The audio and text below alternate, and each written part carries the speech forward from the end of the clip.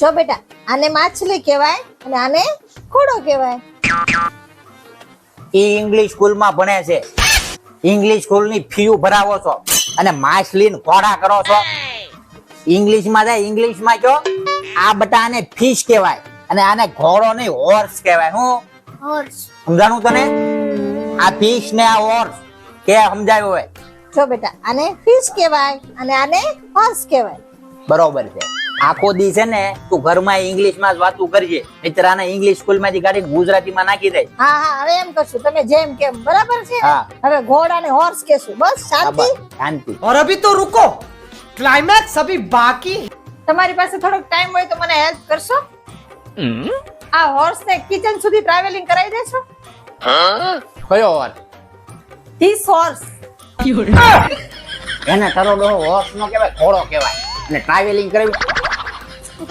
સવાર તમે મને એમ કહેતા હતા ઘોડો નો કહેવાય, હોર્સ કહેવાય, અને અત્યારે એમ કહો છો કે હોર્સ નો કહેવાય ને ઘોડો કહેવાય. તમે જ નક્કી કરો, તમને જ નથી ખબર કે શું કહેવાય, હોર્સ કહેવાય કે ઘોડો કહેવાય. કાઈ નો કહેવાય, ઘોડોય નો કહેવાય ને હોર્સય નો કહેવાય. મને ગધાડો કહેવાય. કંટ્રોલ મજનુ મારા ભાઈ માટે છોકરી જોઈ, ગમી તમને? બહુ ગમી મને તો. તો આપણે ના પાડી દેવી છે. તને કઈ વાંધો ન હોય તો આ પાડી દે. તાર ભાઈ હાટું રહેતા રહેતા કઈક ગોતી નાખશું. અમથી કઈ એની ઉંમર તો થઈ નથી. ઉંમર એની નહીં, તમારી થઈ ગઈ છે. હેઠા બેહો હવે કઈ. મને કઈ નું સમજણવા. મને શું કામ પૂછ્યું છે? तू समझा? हाँ. नहीं तू समझा नहीं. જિગ્નેશ, મારે જે આગળ ભણવું છે હો. હવે તારા બનીને શું કરવું છે? મારે આઈએસ બનવું છે. આઈએસ બનીને તારે શું પપુડું વગાડવું છે? મારે દેશની સેવા કરવી છે. बड़ी अच्छी बात कही है. બાપા તું મારી એકની સેવા કરીને નાના છોકરાની કરીને તો દેશની સેવા કરેલી છે. મારે સ્ત્રીઓને સ્ટ્રોંગ બનાવી છે. હજી કેટલી સ્ટ્રોંગ બનાવી છે. તમે બધી સ્ત્રીઓએ અમને પુરુષોને બેન્ડ પવાળી દીધા છે. હવે કેટલાક બેન્ડ પાડવા છે. હજી કેટલું સ્ટ્રોંગ બનવું છે. જીવ લઈ લ્યો અમારા બધા પુરુષોનો. હજી એટલું. આમ જો મલકની બાઈ ઘરવાળા કેવા ફરવા લઈ જાય છે. તમને લઈ ગયા કોઈ દિવસ ક્યાંય? તારે ક્યાં ફરવા જવું છે? તમે લઈ જાવ ન્યા. આબુ જવું છે? ત્યાં તમને 2 મહિના પહેલા ગયા હતા. મનાલી જવું છે? મનાલીમાં ઠંડી બહુ લાગે. તો ચોટીલા જવું છે માતાજી દર્શન કરવા? ત્યાં હું પગથિયા નો ચડી શકું હો ભાઈ. તો તારે જવું છે ક્યાં? તમે લઈ જાવ ન્યા. अगर हम करें तो करें क्या, बोले तो बोले क्या. મારી માએ કીધું જમાઈને એક સવાલ પૂછજો. બોલો, જવાબ આવડશે? જિગ્નેશ કુમાર છે. બધા જવાબ આવે. અચ્છા. પૂછ. ઊંટ પાણીમાં જાય તો કેમ બહાર નીકળે? હાલીન. નહીં, તરીન. નહીં, તો ઢહડાય. નહીં. તો કેમ નીકળે? ગજબ છે તારી માં અને ગજબ છે એનો ઊંટ. એને કહીએ જિગ્નેશ કુમાર યદુના તમારા ઘરે જાન લઈને આવ્યા. યદુના વગર પાણીમાં પડે પલ્લી ગયા છે.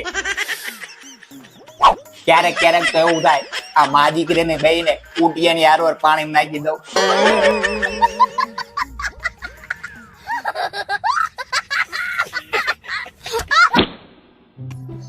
લે, ગાજર નો હલવો તો ફ્રીજમાં ભૂલી ગયો. તારા આવા ને આવા કામ. પણ આજે ઊભું ન થવાય. કેમ? ઉપવાસમાં ઊભું થવાય કાંઈ? પણ ઉપવાસમાં હલવો તો ખાવો જ પડે ને. આમ વઈ જા થોડી. વાના વા કામ કરે. लेकिन ये साला कर क्या रहा है यहाँ पे? लेकिन एक सेकंड, ये क्या है?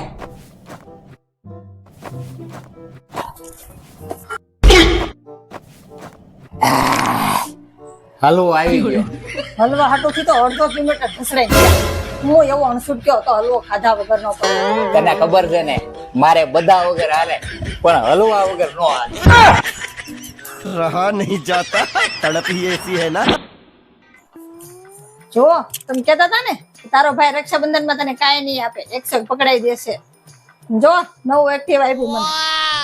કઈ ભૂલ નથી થતી ને તારી? ભૂલ તમારી થાય, તમે જ મારા ભાઈને ઓળખ્યો નથી. લે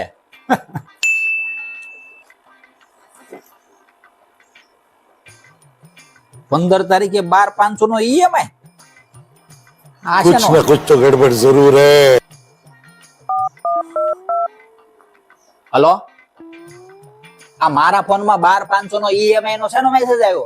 બીજાની રક્ષાબંધનમાં સ્કીમ હતી કે 251 ભરો ને એક્ટિવા લઈ જાઓ બાકીના હપ્તા. તો મારે બેનને 251 દેવાના હતા ને તે મેં એક્ટિવા લઈ દીધું. હવે હપ્તા તમારે ભરવાના.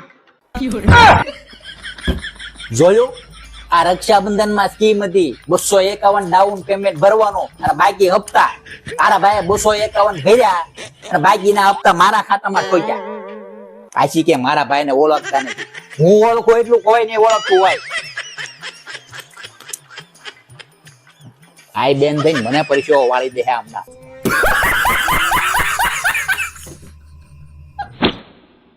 હું તમને શું કહું છું, શું કહો છો? સાતમ આઠમ ઉપર 2-3 દિવસ મારા મમ્મી ઘર રોકાવા જાઓ. હજી હમણાં રક્ષાબંધન માં 2 દી જઈને આવી છો. હવે પાછું હાચા માથામાં જવું છે. કાંઈ જવાનું નથી, કામ કરો જાવ. સટકો ખાઈને ગઈ છે. નક્કી એની માને ફોન કરવા ગઈ. જોવાય. હેલો મમ્મી, હા એ તો મને ના પાડે છે આવવાની, પણ આ વખતે સાતમ ને શુક્રવાર છે ને એટલે જુગાર રમવા બેઠે ને એટલે પોલીસને ફોન કરી દેવો છે. ભલે ને આવીને પકડી જાય અને પછી શનિ રવિ તો કઈ જામીન મળવા જ નથી અને હું રવિવાર પાછી આવી જાઉં. હા હા એમ જ કરી. तू नारी नहीं पिशाचिनी है पिशाचिनी।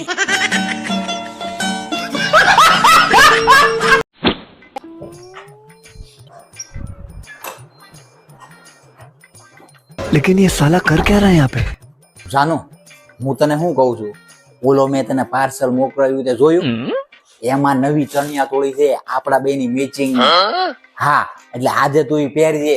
આપણે મેચિંગ કરવાનું છે. ઓકે, अच्छा शाबाश। બાય.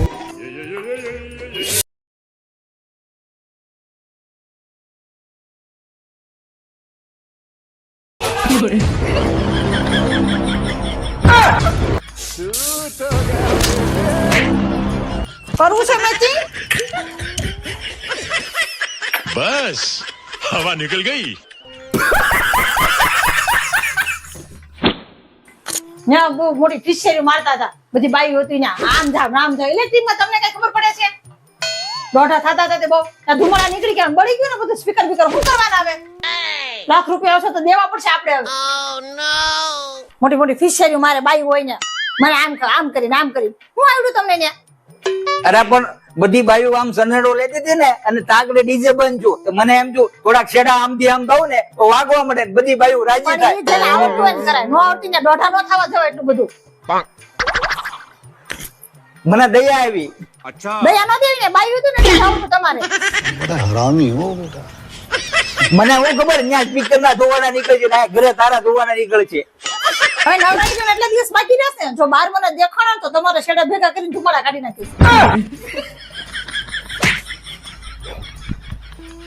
ધુવાણા તો મારા લગ્ન જ્યાં જેતું ના નીકળે છે. હા શું કહું, ઓલા સોનુભાઈ બી બાજુમાં હતા ને તો મને એમ કે થોડોક એન્જિનિયર થાવ. ત્યાં છેડા ઊંધા દેવાઈ ગયા. ઓ સોસાયટી વાળા લાખ રૂપિયા માંગશે. अभी मजा आएगा ना भिड़ो। એમાં અંબા.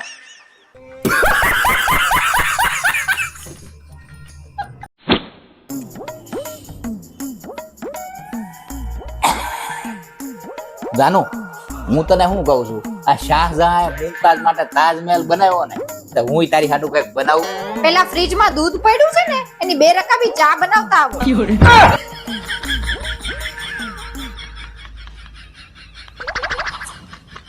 તમારે પેન્ટ રહેતું નથી ને તાજમહેલ બનાવો.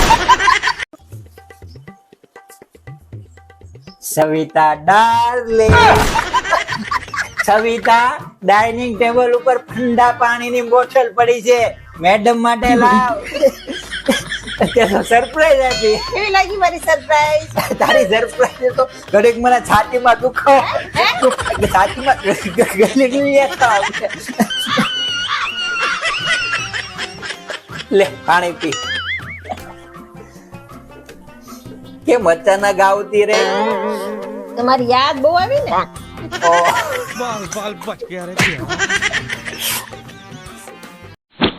હા સારું, લ્યો આવું છો ભાભી હમણાં.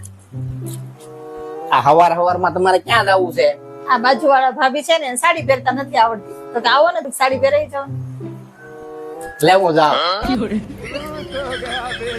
હું ઓફિસે જાવ. હા, તો સાડી પહેરાવો. ઓફિસે જાઓ.